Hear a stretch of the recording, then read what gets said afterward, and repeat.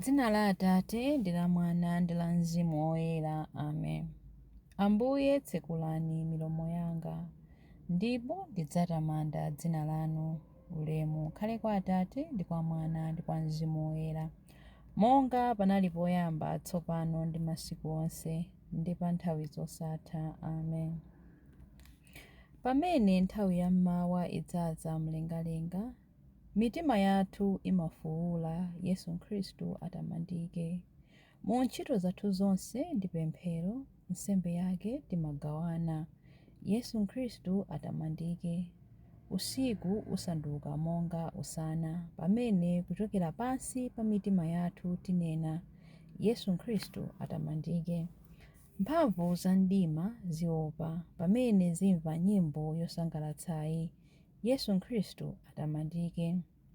Kumwamba chimwemwe chathu chidzakhala kuyimba mosalekeza Yesu Khristu atamandike. Lolani dziko lapansi, nyanja ndi mlengalenga, kuchokera pansi mpaka kumwamba kuyankha Yesu Khristu atamandike. Lolani tsopano dziko lonse lapansi liyimbire mfumu yathu yamuyaya Yesu Khristu atamandike. Ndi nyimboyi ya pa nthawi zosatha, kuchokera m'mibado ndi kale lonse, Yesu Khristu atamandike. Chilimbi 1. Dzukani, zeze ndi limba, matamando adzutse m'bandakucha. Mundichitire chifundo, inu Mulungu, mundichitire chifundo, popeza mtima wanga ukudalira inu. Ndidzathawira pansi pa mapiko anu, mpaka chiwonongeko chitandipitirira. Ndikulirira Mulungu wopambana zonse, Mulungu amene amandichitiradi zonse zimene walonjeza. Mulungu adzandiyankha ali kumwamba, ndipo adzandipulumutsa. Iye adzasokoneza amene andipondereza. Adzaonetsa chikondi chake chosasinthika, adzaonetsa kukhulupirika kwake. Ndimagona pakati pa anthu olusa amene ali ngati mikango. Mano awo ali ngati mikondo ndi mivi, lilime lawo lili ngati lupanga lakuthwa. Inu Mulungu, onetsani ukulu wanu kumwambamwamba. Walitsani ulemerero wanu pa dziko lonse lapansi. Iwo aja adatchera mapazi anga ukonde. Mtima wanga umavutika kwambiri, akumba mbuna m'njira yanga, koma agweramo okha. Inu Mulungu, mtima wanga wakonzeka, ndithu mtima wanga wakonzekadi. Ndidzayimba nyimbo yake yotamanda. Lumpha iwe mtima wanga, inu zeze ndi pangwe, tiyeni lirani. Ndidzazutsa dzuwa ndi nyimbo zanga. Ndidzakuthokozani inu chauta pakati pa mitundu ya anthu. Ndidzayimba nyimbo zokutamandani pakati pa anthu a mayiko onse. Pakuti chikondi chanu chosasinthika n'chachikulu, chofika mpaka mlengalenga. Kukhulupirika kwanu kumafika mpaka ku mitambo. Inu Mulungu, onetsani ukulu wanu mu mlengalenga momwe monse. Wanditsani ulemerero wanu pa dziko lonse lapansi. Ulemu ukhale kwa Atate ndi kwa Mwana ndi kwa Mzimu Woyera, monga panali poyamba, tsopano ndi masiku onse, ndi pa nthawi zosatha. Amen. Dzukani, zeze ndi limba, matamando adzutse m'bandakucha. Chilimbi 2. Fuko langa ndidzalizaza ndi madalitso anga, akutero Ambuye. Mverani mawu achauta, inu anthu a mitundu yonse. Mulalike mawuwo ku mayiko akutali, ambali mwa nyanja. Mulungu amene adabalalisa Aisraeli adzawasonkhanitsanso, adzawasamala monga momwe m'busa amasamalira nkhosa zake. Ndithu chauta wawombola fuko la Yakobo, adawapulumutsa m'mavuto amene sadakatha kutulukamo. Anthuwo adzabwera akuyimba mofuwula pa mapiri a Ziyoni.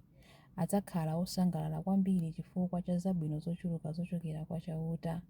Zabwinozo ndi izi: tirigu, vinyo watsopano, mafuta, ana ankhosa ndi ana ang'ombe. Moyo wawo udzakhala ngati munda wothirira, ndipo sudzamvanso chisoni. Anamwali adzavina mokondwa, achinyamata ndi okalamba omwe adzasangalala. Kulira kwawo kuja ndidzakusandutsa chimwemwe. Ndidzawasangalatsa, ndidzawakondwetsa n'kuchotsa chisoni chawo. Ansembe ndidzawadyetsa chakudya chabwino. ndipo anthu anga adzakhuta zabwino za chifundo changa, akutero chauta. Ulemu ukhale kwa Atate ndi kwa Mwana ndi kwa Mzimu Woyera, monga panali poyamba, tsopano ndi masiku onse, ndi pa nthawi zosatha. Amen. Fuko langa ndidzalizaza ndi madalitso anga, akutero Ambuye. Chilimbe 3. Ambuye ndiwo waakulu, ndi woyenera kuwatamanda mu mzinda wa Mulungu wathu.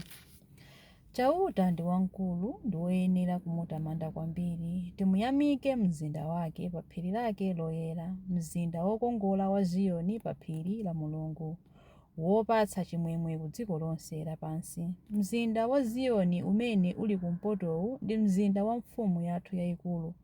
Mulungu waonetsa kuti ndiye woteteza mzindawo, popeza iye amakhala mkati mwa malinga ake. Mafumu adasonkhana, adafuna kuwuthira nkhondo pamodzi. Atangopenya mzindawo, adazizimuka, adachita mantha, nathawa chinambalala. Adanjenjemera koopsa ndipo adamva ululu wonga wamkazi wovutika pa nthawi yochira. Inu Mulungu mudawawononga, monga momwe mphepo yakuvuma ija imapasulira zombo zopita ku Tarisisi. Zimene ife tidazimva taziona zomwe mzinda wachauta wamphamvu zonse, mzinda wa Mulungu wathu umene adawukhazikitsa mpaka muyaya. Tikakhala m'nyumba mwanu, Inu Mulungu, mumalingalira za chikondi chanu chosasinthika. Inu Mulungu, anthu amakutamandani ponseponse, monga dzina lanu lotchuka pa dziko lonse lapansi. Dzanja lanu lamphamvu limapambana nthawi zonse. Anthu okhala mu Ziyoni akondwe, a ku Yuda asangalale chifukwa cha kaweruzidwe kanu kolungama. Zungulirani Ziyoni yense, inde zungulirani mzinda wonsewo, ndipo muwerenge nsanja zake. Yang'anani bwino machemba ake, penyetsetsani malinga ake, kuti mudzathe kusimbira m'bado wakutsogolo. Mudzati, Mulungu wathu ndi wotere, ndi Mulungu wathu kuyambira muyaya mpaka muyaya. Iye adzakhala wotitsogolera nthawi zonse. Ulemu ukhale kwa Atate ndi kwa Mwana ndi kwa Mzimu Woyera, monga panali poyamba, tsopano ndi masiku onse, ndi pa nthawi zosatha. Amen. Ambuye ndi waakulu, ndi woyenera kuwatamanda mzinda wa Mulungu wathu. Mawu a Mulungu. Mawu akuchokera mu buku la Yesaya 66 verse 1 mpaka 2. Chauta akunena kuti, thambo la mmwamba ndiye mpando wanga waufumu, dziko lapansi ndiye chopondapo mapazi anga. Kodi ndi nyumba yotani imene mungathe kundimangira inu? Ndi malo otani amene inu mungandikonzere kuti ine ndizipumulirapo? Zinthu zonse ndinazilenga ndine, tsono zonse nzanga. Anthu amene ndimakondwera nawo ndi awa: odzichepetsa ndi olapa, ondiopa ndi omvera mawu anga. Mawu a Ambuye. Tithokoze Mulungu. Chiyankho: kuchokera pansi pa mtima wanga ndikufuwula kwa inu, mundimvere Ambuye. Kuchokera pansi pa mtima wanga ndikufuwula kwa inu, mundimvere Ambuye. Ndidzachita chimene inu mukufuna, mundimvere Ambuye. Ulemu ukhale kwa Atate ndi kwa Mwana ndi kwa Mzimu Woyera. Kuchokera pansi pa mtima wanga ndikufuwula kwa inu, mundimvere Ambuye. Chilimbi cha nyimbo ya Zakariya. Titumikire Ambuye pokhala oyera mtima, ndipo adzatipulumutsa m'manja mwa adani athu. Adalitsike Ambuye Mulungu wa Israeli, wadzayendera anthu ake ndi kuwawombola. Watiukitsira ife mpulumutsi wamphamvu, nyumba ya Davide mtumiki wake, monga adalonjezera ndi milomo ya anthu oyera, iwo amene adali aneneri pa nthawi yakale. Mpulumutsi amene adzatimasula ife kwa adani athu, kumanja onse amene amadana nafe. Choncho chikondi chake pa makolo athu chakwaniritsidwa, ndiponso chipangano chake choyera chakumbukiridwa. Adalumbira kwa Abrahamu atate athu kuti adzatilola ndi ufulu kumantha, ndi kupulumutsidwa m'manja mwa adani athu, kuti tithe kumutumikira iye mkuyera ndi mwachilungamo masiku onse a moyo wathu pamaso pake. kwa iwe mwana wang'ono, udzayitanidwa mneneri wa Mulungu wamwambamwamba.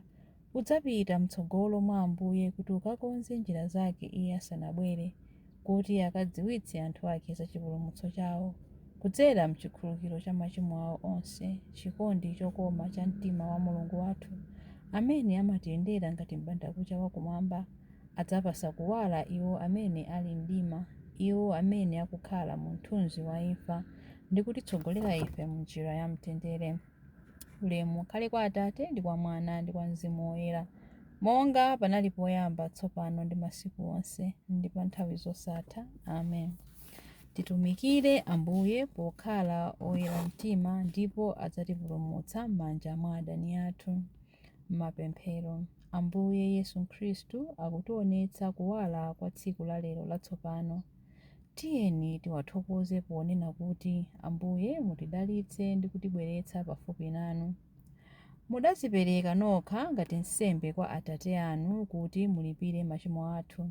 Landirani zolinga zathu ndi ntchito zomwe tidzazigwira lero. Ambuye mutidalitse ndi kutibweretsa pafupi nanu. Mwatipatsa chimwemwe potilola kuti tione tsiku la lero. Lolani nthanda yakummawa iwalire mitima yathu. Ambuye mutidalitse ndi kutibweretsa pafupi nanu. Mutipatse mphamvu yodekhera ndi kuwapirira anthu onse amene tikumane nawo lero, kuti choncho tisanzire inu. Ambuye mutidalitse ndi kutibweretsa pafupi nanu. Mutizindikiritse chifundo chanu mmawa uno Ambuye, ndipo lolani mphamvu yanu ikhale chimwemwe chathu. Ambuye mutidalitse ndi kutibweretsa pafupi nanu. Ambuye mutidalitse ndi kutibweretsa pafupi nanu pamene tikupemphera kuti: Atate athu muli mmwamba, dzina lanu liyeretsedwe, ufumu wanu udze, kufuna kwanu kuchitidwe monga kumwamba choncho pansi pano. Mutipatse ife lero chakudya chathu cha lero. Mutikhululukire ife zochimwa zathu, monga ifenso takhululukira adani athu. Musatisiye ife m'chinyengo, koma mutipulumutse ife kwa zoyipa. Amen. Tipemphere. Mulungu wamphamvu zonse ndi wamuyaya, timakupempherani pammawa, masana ndi madzulo kuti muchotse mdima wa tchimo m'mitima mwathu ndi kutifikitsa kukuwala kwa chiona chanu. Yesu Khristu, amene ali ndi moyo ndi ufumu limodzi nanu ndi Mzimu Woyera, Mulungu tsopano ndi pa nthawi zosatha. Amen. Ambuye atidalitse, atiteteze ife ku zoyipa zonse ndi kutifikitsa ku moyo wosatha. Amen. Dzina la Atate ndi la Mwana ndi la Mzimu Woyera. Amen.